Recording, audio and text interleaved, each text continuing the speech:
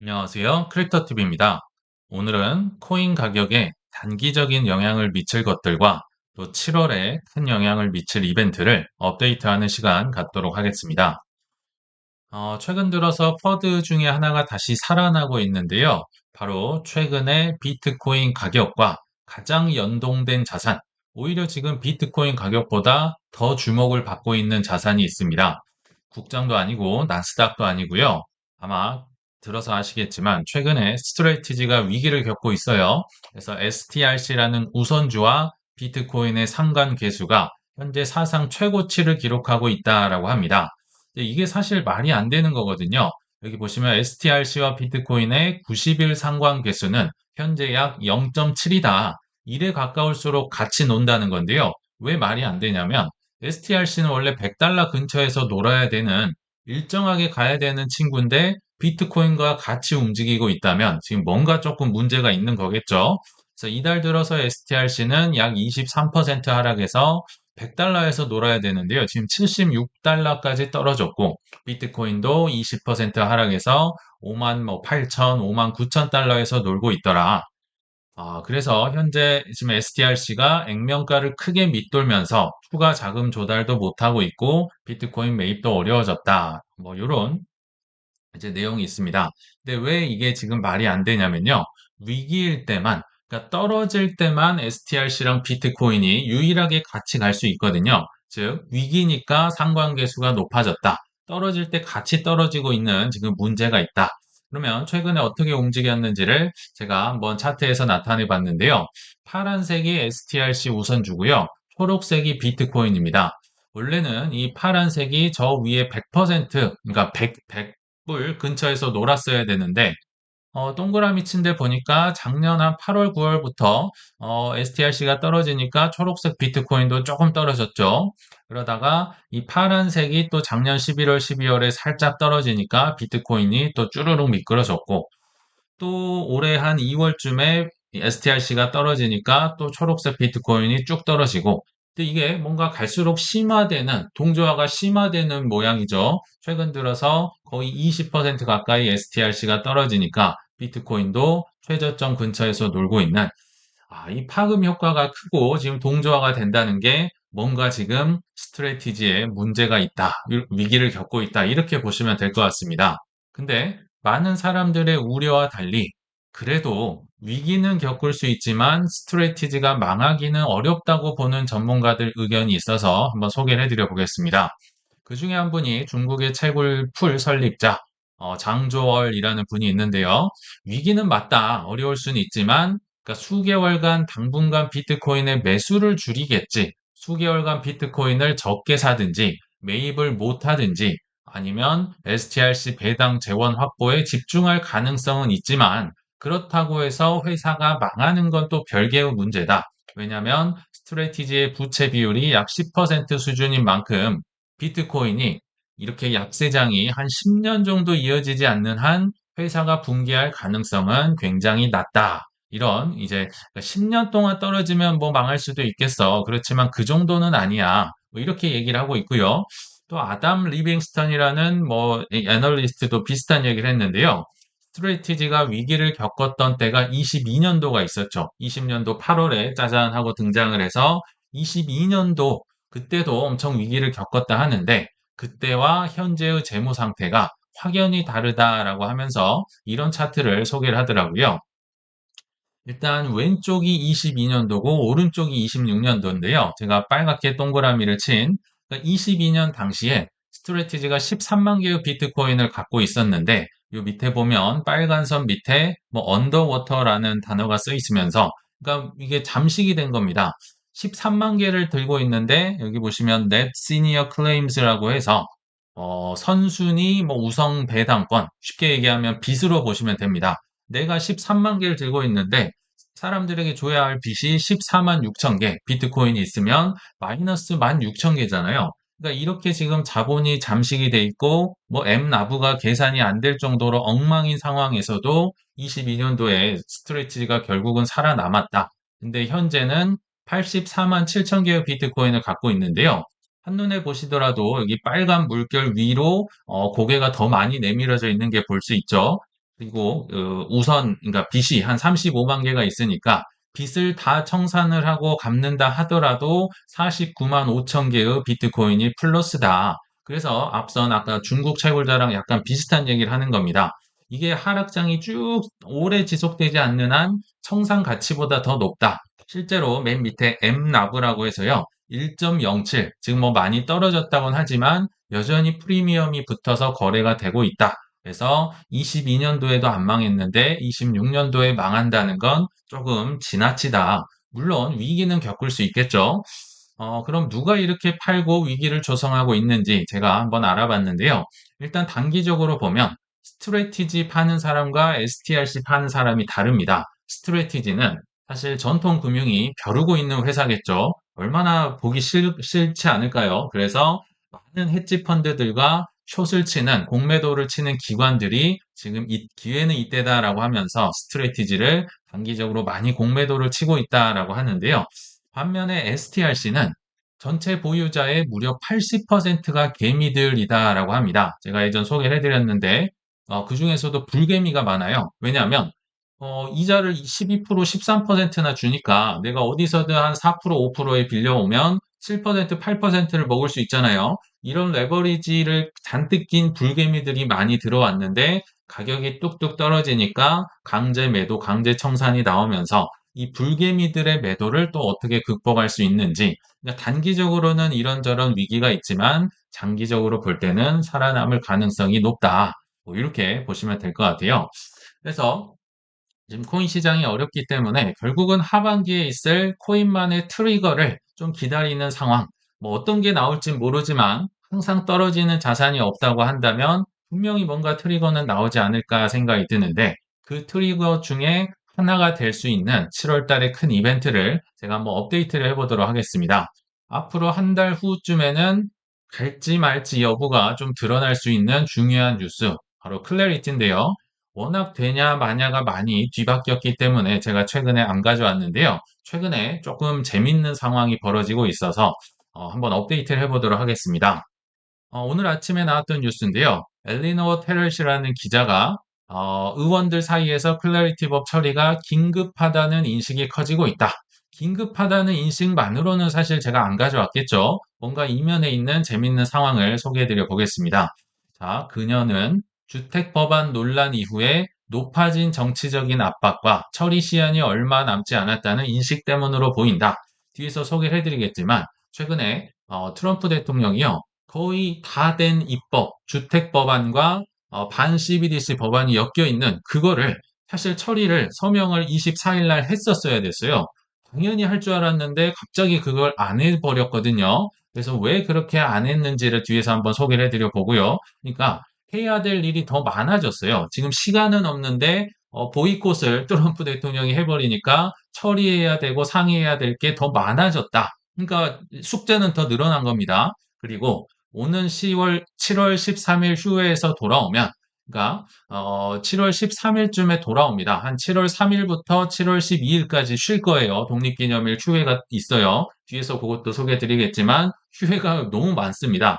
아무튼 7월 13일부터 한 8월 언제까지, 한 8월 9일쯤 휴회 전까지 이 기간이 핵심 기간입니다. 모든 법안을 처리할 수 있는 기간이 딱 이때밖에 없다. 그래서 요때 단 20일 근무일밖에 남아있지 않기 때문에 이때 뭐 여러 가지 클래리티를 포함해서 여러 가지 역사가 벌어져야 된다. 그러니까 촉박한 거예요. 이거를 부정적으로 해석을 하자면 완전히 일정은 촉박하고 빡빡한데 해야 될 일들이 더 많아졌다. 서명하고 넘겼어야 되는 게 다시 돌아와 버리니까 얘기할 건 더 많아서 실제로 지금 거의 매일 의원들이 만나서 회의를 하고 있다라고 하거든요. 네, 긍정적인 면을 그래도 살펴보자면 트럼프식 벼랑 끝 전술, 벼랑 끝 지금 압박을 가하고 있다. 그러니까 가만히 있으면 무난하게 안 될 수도 있었는데요. 너 죽고 나 죽자 뭐 이런 식으로 지금 물귀신 작전을 펴고 있다. 되려면 다 되고 안 되려면 다 안 돼. 이런 식으로 뭔가 수를 던졌다. 이렇게 보시면 될 것 같아요. 무슨 얘기인지 한번 구체적으로 살펴보면요.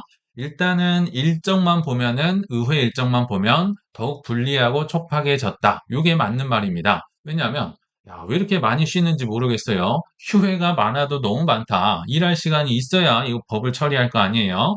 자, 일단 6월 26일부터 7월 2일, 당장 오늘부터 한 일주일 정도죠. 이때는 하원이나 상원이나 정상적인 회기인데요. 이때가 사실 어영부영 넘어갈 수 있는 가능성이 매우 높았습니다. 클래리티도 이때 막 진행이 되고 윤리법을 하냐마냐 하면서 회의를 해야 됐는데 아마 무난하게 있었으면 이 기간 그냥 어영부영 넘어갔을 거예요. 근데 뒤에서 소개드리겠지만 트럼프가 이 기간을 공략할 겁니다. 그건 뒤에서 얘기를 드리고요. 그리고 7월 3일부터 7월 12일까지는 7월 4일이 독립기념일이기 때문에 앞뒤로 해서 거대하게 쉬네요. 물론 이때도 뭐 긴급적인 일은 간혹 할 수는 있다고 하지만 그냥 휴회로 치겠습니다. 7월 3일부터는 일을 할 수가 없어요. 그리고 아까 엘리너 터렛 기자가 얘기했던 이제 7월 13일부터 8월 9일, 이때가 핵심입니다. 한 20일 남짓 때는 평일 이 기간에 역사가 일어나지 않으면 클래리티고 뭐고 아무것도 되지가 않을 겁니다. 이때가 가장 중요하다. 그 뒤로는 또 여름 휴회가 있다. 8월 10일부터 9월 11일까지 한 달이 넘는 여름 휴회를 하원과 상원이 겪을 거고요. 물론 9월 14일경에 이제 복귀는 하겠지만 이번에는 중간 선거가 있기 때문에 복귀를 하더라도 선거에 좀 더 시간과 노력을 이렇게 보내지 않을까요? 그래서 물론 가능은 하지만 뒤로 와서도 가능은 하지만 7월 13일에서 8월 9일이 그만큼 엄청나게 중요하다. 이때 모든 일이 다 처리가 돼야 된다라고 보시면 됩니다. 네, 앞서 소개해드렸던 이대로 무난히 간다면 6월 말에서 7월 초, 요때는 그냥 한 것 없이 그냥 클래리티든 뭐든 그냥 안 하고 넘어갈 위기에 처하니까 트럼프가 지금 승부수를 던졌다라고 보시면 됩니다.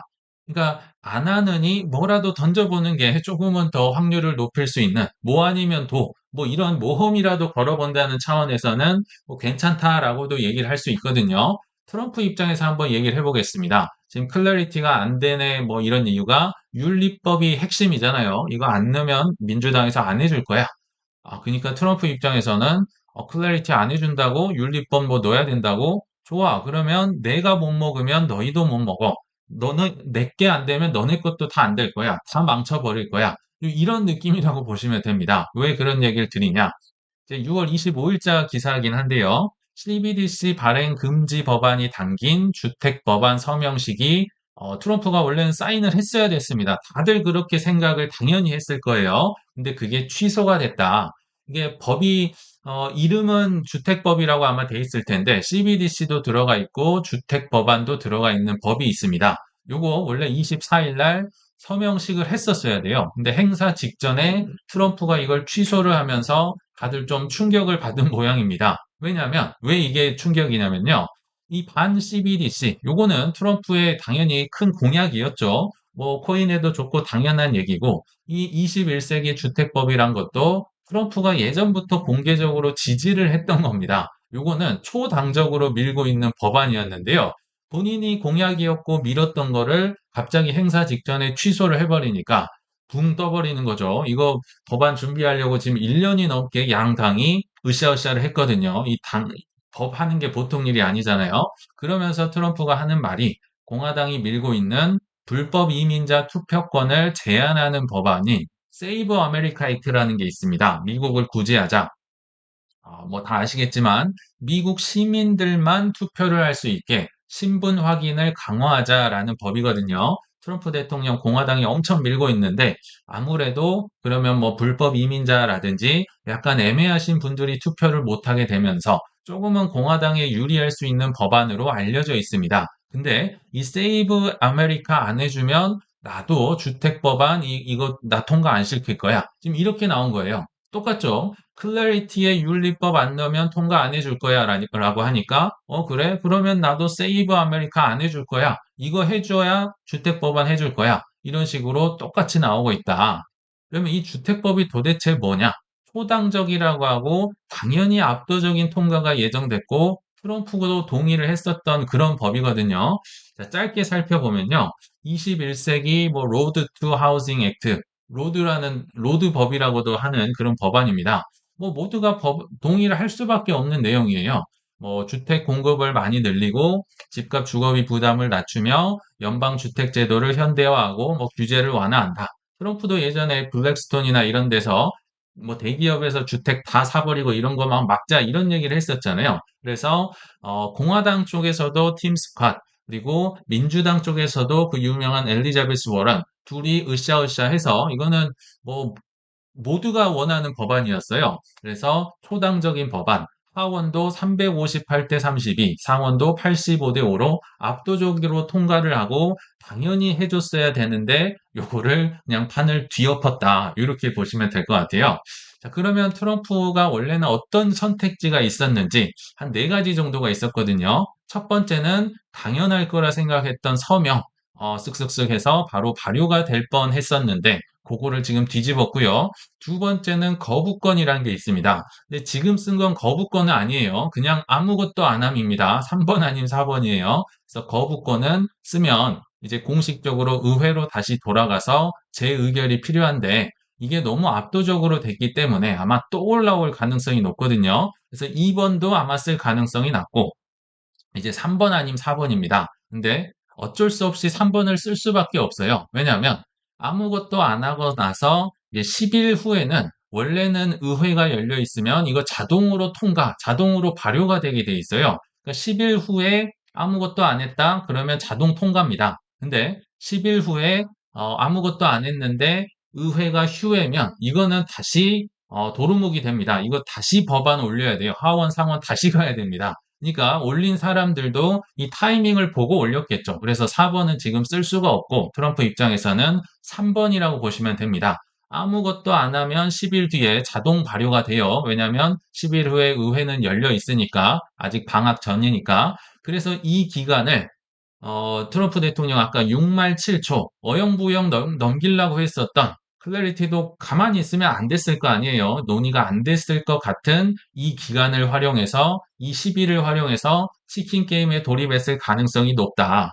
이거 뭐 벼랑 끝까지 몰렸다가 나중에 또 뭐 거부권을 쓸 수 있고 상대가 트럼프다 보니까 아무튼 엄청난 압박이 갈 거예요. 이거 정말 여야가 모여서 1년을 넘게 으쌰으쌰 했던 건데 당연히 통과될 거라고 생각했는데 이게 수포로 돌아갈 생각을 하니까 머리가 아픈 거죠. 그래서 이런 지금 물귀신 작전을 쓰면서 정말 뭐 아니면 도 글쎄요, 가만히 있는 것보다 낫다라고 생각을 하시는 분들도 있을 것 같아요. 아무튼 인지를 잡아서 세이브 아메리카 플러스 클래리티까지 한번 논의를 짧은 시간 내에 펼칠 수 있겠다라는 뭐 이런 뭐 장단점이 있는 것 같습니다.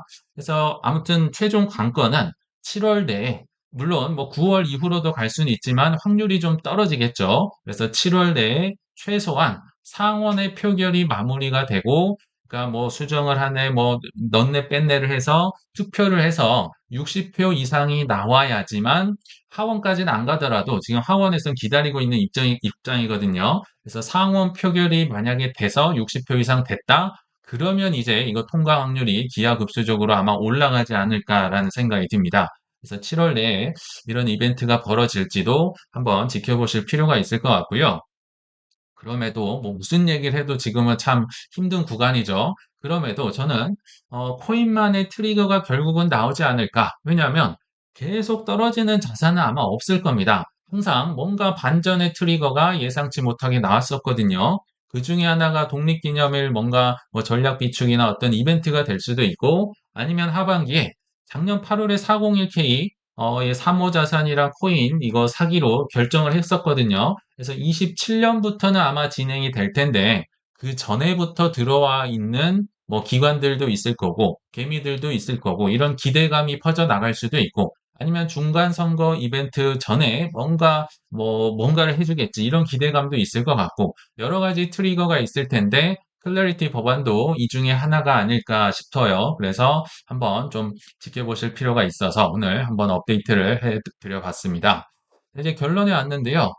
어, 현재 어떤 쪽에 있는 사람이 더 많이 있을까요? 이럴 때일수록 조금이라도 사야 합니다가 많을까요? 아니면 너나 좋은 거 많이 사세요. 사실 제가 굉장히 많이 했었던 말이라고 말씀을 드렸죠. 압도적일 것, 압도적이지 않을까 말도 잘 안 나오네요. 후반기가 하반기에 이 얘기가 훨씬 많을 겁니다. 그래서 제가 여러 이제 카톡방에 들어가 있는데 부동산 방에서도 이런 재밌는 얘기가 있어서 한번 소개를 해드릴 텐데 이건 아마 오늘 새벽이었던 것 같아요. 비트코인이 9천만 원 막 뚫고 내려갔었죠. 그래서 어떤 분이 용감하게 부동산 방임에도 불구하고 사야 합니다라고 얘기를 했는데, 자, 여기서 어떤 답이 나왔을까요? 이럴 때 사셔야 됩니다. 맞습니다라고 했을까요? 아니면 너나 좋은 거 많이 사세요가 나올까요?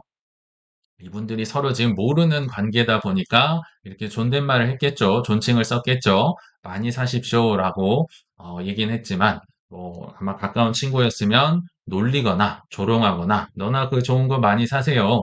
이런 댓글이 태반이었던 것 같습니다. 근데 이런 경험을 예전에도 제가 했었다고 말씀을 드렸죠. 제가 이걸 3년 내내 해서 이 심정을 잘 알고 있습니다. 동생이었던 저는 18년, 19년, 20년 내내 3년 동안 너나 많이 사라. 왜 자꾸 나한테 이런 걸 사라고 하느냐? 지금 내가 날린 돈이 몇 억인데 이거 뭐 비트코인 몇 개 사가지고 되겠어? 알트코인 17년, 18년은 뭐 알트코인 난리도 아니었거든요. 이런 걸로 나는 택도 없어. 사더라도 알트로 해가지고 뭐 스윙을 해가지고 많이 벌어야 돼. 너나 많이 사 했는데 형이 자꾸 비트코인을 모으라고 하더라고요. 예, 형은 뭐 얘기해봤자 소용이 없죠. 안 듣는데 맨날 뭐 너 때문에 망했다고 하는데 그러니까 소용없네라고 하면서 형은 이 18년, 19년, 20년 내내 매주 또는 매월 비트코인을 콩알처럼 매수를 합니다. 뭐 월급이 정해져 있는데 얼마나 많이 살까요? 그러니까 콩알이란 표현을 썼고요. 뭐 많아야 몇십만 원, 정말 많으면 뭐 성과급 받고 뭐 받고 해서 몇백만 원. 근데 참고로 이때 당시 비트코인이 400만 원쯤에 형이 몇 개 샀었거든요. 비트코인이 400만 원이었어요. 제가 드리고 싶은 말은요. 이때 이 소중했던 기간 내에 벌어졌던 이 격차는요. 따라잡기가 불가능합니다. 제가 뭐 10배 이상 갑자기 무슨 로또를 맞아서 지금 많이 살 수 있지 않는 한은 따라잡을 수가 없다. 그러니까 이 기간이 뭐 3년이나 갈 것이다라고 얘기하는 게 아니에요. 3년까지는 안 갈 겁니다. 저는 조만간 올 거라 보는데, 그럼에도 이 소중한 기간을 잘 붙들어야 된다. 이게 얼마나 이게 소중한 기간인지 따라잡을 수 없는 앞으로도 아마 격차는 벌어질 겁니다. 왜냐하면 10배 넘게 지금도 가격이 벌어져 있잖아요. 그러니까 이때를 정말 소중하게 여기고 조금이라도 뭔가 노력을 하고 개선을 해야 될 필요가 있겠다 싶어서 마지막으로 제 사연을 다시 한번 말씀드려봤습니다. 그래서 오늘 결론이자 투자의 핵심은요. 다 힘들 때도 어떻게 매수할 수 있지? 혹은 최소한 안 팔고 어떻게 하면 오래 버틸 수 있을까? 그리고 뭔가 좀 기분이 좋고 날아갈 것 같을 때는 전량 파는 거는 불가능함을 좀 인정을 하고 그럼 어떻게 포트폴리오나 시스템적으로 뭔가를 사고 뭔가를 줄이면서 리밸런싱을 하면서 좀 가뭄을 준비할 수 있을까? 이런 것들에 달려있지 않나라는 생각이 듭니다.